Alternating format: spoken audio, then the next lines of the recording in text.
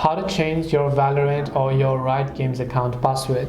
Hi everyone, welcome back to our channel. In today's video we are going to be discussing how we can change our Valorant or our Riot Games account password. So make sure to watch the video till the end. Since our Valorant account comes from our Riot Games account, we're going to change the password of our Riot account.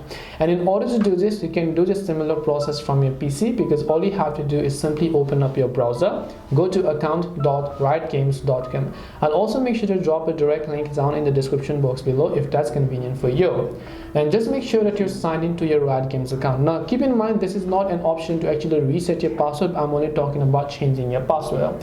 Once you're logged in, what you want to do is you can see that I'm under the account management tab, and you just want to scroll down over here where you get to this Riot account sign in tab. Once you're on this page, right over here you can see this option known as change password. And in order to change your password, all you have to do is simply make sure to first of all enter your current password. Once you've entered your current password, on the next box you can find the new password button. All you have to do is simply make sure to enter the new password based on the eligibility, and then reconfirm the new password by tapping the confirm new password option.